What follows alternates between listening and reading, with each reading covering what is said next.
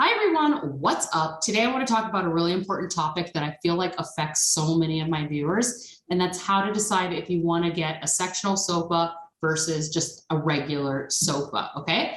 Both of these solutions can work amazing in your home, but it is important to figure out which one is going to suit your particular space the best, okay? In general, you want to place your sofa in the power position.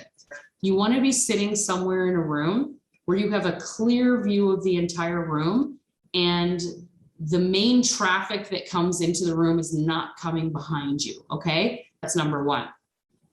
Second thing you want to think about is interior design is just shapes, okay? So a sectional or a sofa, it's really a long rectangular element, right? If we try to put a long thing perpendicular to a long thing, it's actually kind of fighting a little bit. So we want to actually think about how can we place the sofa in a position that's going along with the length of architecture, right? Third thing you want to think about is you want to think about aligning this main piece of furniture that's setting the tone for the whole space. So you typically want to align a sofa with a fireplace, okay? Or you want to center it on a set of windows, okay? Because the eye likes symmetry. It's what's pleasing to the eye. And all three of these rules can be broken, absolutely, but you sort of have to understand the logic of the general rules before you can break them in order for them to be successful. So there's just like three general tips that you want to think about. Okay, so let's take a look at my client's living room. Now, what you're looking at is a bird's eye view of a living room, and this is an AutoCAD, a tool that architects and interior designers use all the time. This right here is the fireplace, which is on a corner, okay? These represent the drapery, so there's actually a window right here and right here. This is where you enter the home from the front door. You walk in this way, okay, into the main living room, and you would continue down this hallway. It leads to the kitchen here. And then this leads to like a back door going out to a patio.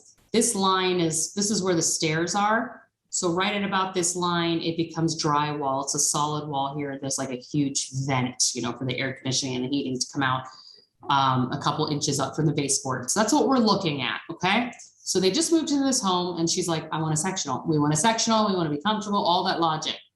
So I thought, all right, what do you have? She said she has a leather sofa that I thought was actually really beautiful. So I was like, okay, let's figure out your floor plan, number one, and decide, do we need to do a sectional or do we need to do a sofa? So this is the living room layout with her sofa. So she had one sofa here, and I wanted to place that initial sofa in the powerful position. So if you walk in the front door and you're coming into this room and you're standing right here, this person sitting here is in a powerful position because they have a clear view of the room. Obviously, in interior design, not everything is going to be in the power position, but you just want to think about that initial placement, okay? Now we need to think about the TV. TVs are important in the living room. If that's how you live, why not? I want to have a TV in my room. I want it to be real, So we couldn't put the TV over the fireplace here. So the TV would either have to go here or here. Now, this is a huge living room, guys. This is 15 feet across. I feel like that's a little bit too far. I felt like it would make more sense to put the TV on this wall because there's a window here, there's a fireplace, this is stairs. Makes sense to put a nice, substantial sideboard and a television on that wall. Is the sofa facing it? No, but we're not done yet. So the next thing I thought is, okay, we need that big coffee table, okay? Why not do another sofa across from this sofa? Like I said, they had a beautiful, warm, amber colored leather sofa. And I thought, let's put a white slip covered sofa or some performance fabric, oatmeal, whatever, across from that. Stylistically it went together. Same proportion, slightly different style, okay? What that's going to do now is it's going to fill out the floor plan and create sort of an organic sort of traffic pattern here, and then create more of an intimate space. Because when you have a large space, you do need to actually fill out that space with furniture, okay? Next, we've got a hole right here, which obviously means we're going to need another piece of furniture here. So I said, let's go ahead. She said she loved my round swivel chair. I was like, girl, do it. Do the round swivel. It's so comfortable. And then it's got a lot of movement. And I thought, all right, let's put that round swivel there. And another thing is literally every single client that I work with, their husband always says, I just need a chair. Just give me a chair and it has to space the television. This is just reality. It's fine. We need to live the way that we want to live. Our husbands need to be happy. So I was like, this is perfect. This could be that one chair that directly faces the television, make him happy. And I like the idea of it being on a swivel chair so you could sort of interact with the fireplace and just, I don't know, have a little bit of movement here. Obviously, what you choose furniture-wise will create the actual look to make it successful, but from a floor plan perspective, this to me is actually really working because we have at least these two seating options in a powerful position. Everybody can pretty much see the television, which is a functional requirement of the space. We have the height here with the fireplace. We've got the height of the drapery balancing that.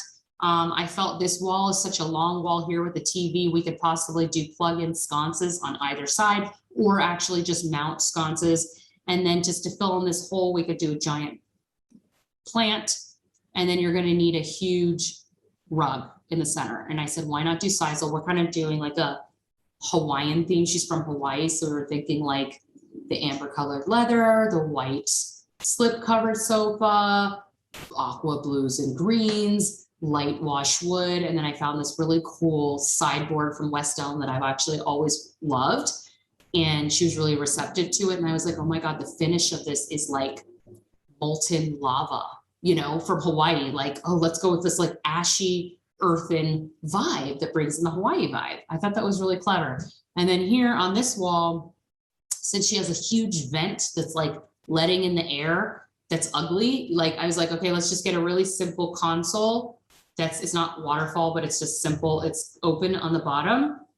Couple of lamps, piece of art, family photos, and a few poofs or something underneath, and that would solve that problem.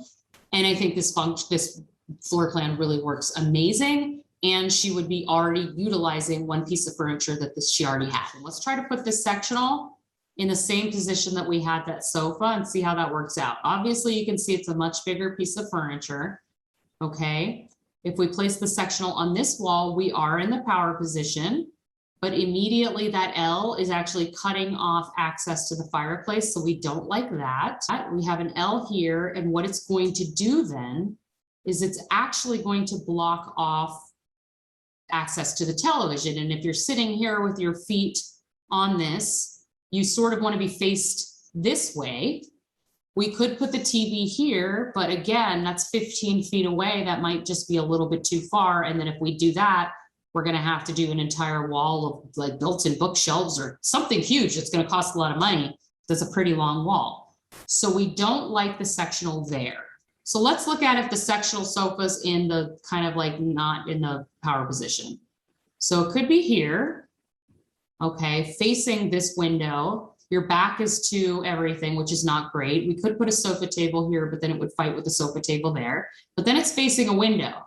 So we don't really have room to put the sideboard. We could face it here, okay, but then you can see how we sort of lose space right here. And again, then the only comfortable TV viewing is here. And then if we were going to do another chair, it'd be like here, two of them here, because it's a pretty big living room. So to me, again, I don't think that this is really that great. So if we place the sofa here in front of this window with the L on this side, I do feel like that actually does work, because now we've got a main piece of furniture that is facing the television. The fireplace is still accessible. Okay, so now we need to add our rug.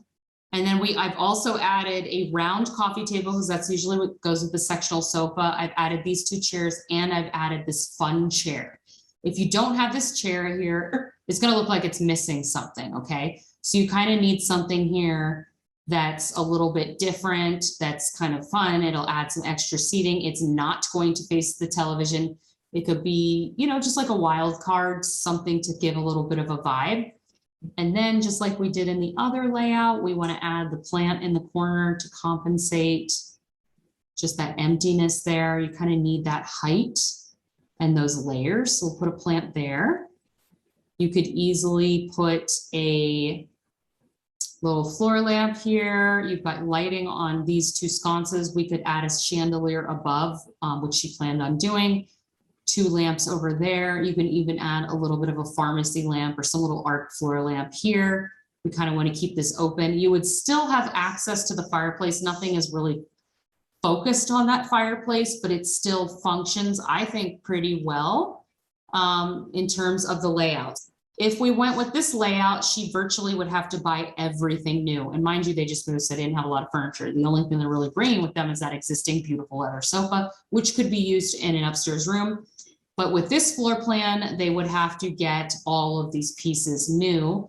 Whereas with the other one, they could use their existing sofa and just focus on another sofa, a big swivel, all these other elements. And while we were actually on the call together, she's a big Facebook Marketplace girl. And oh my God, she's finding the coolest stuff. She lives in Charlotte, North Carolina. She's like, I just found this marble coffee table, 42 by 42. I'm like, girl, buy it. I'm like, get off the call with me and buy that immediately. Buy this, buy that, buy this. So here's the 2 options. Let me know which one you think actually would be more appealing to you. In this case, you could actually, I really feel like you could do both scenarios. She prefers the one with the double sofas.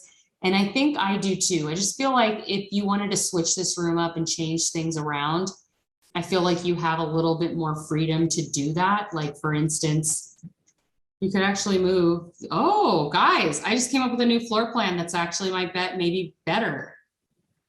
Just a big fun chair right here. Everybody loves a swivel. It's so much fun. You could do that. And the other way is things better. Coffee table, maybe you do a rectangle here. And then you do like a TV tray. This is kind of like the approach that I'm taking to my living room. I'm not doing like the typical layout. Like you could actually do this. I mean, that could be done. What do you guys think of that? Anyway, so the purpose of this video is to show you the logic behind laying out your room and the things that you need to consider versus with the sectional versus sofa. She had a pretty large living room, so I feel like she had a little bit more options than the typical person, but never ever be afraid to move your existing furniture around now to see how things feel in different positions. Never be afraid to take out the shape of the sofa that you want to buy. In fact, people who love design, who are obsessed with design, that's what we do. And that's the process that you need to go to, because I think if you're trying to make that decision between sofa versus sectional, we're talking thousands of dollars. It's not something that you are going to necessarily want to be able to return or can return. So you want to get that right. So let me know in the comments below which floor plan you think is more successful. I'll be curious to hear that. What do you think of the last one I came up with as well? Please like and share the video, and I will talk to you in the next one. Bye.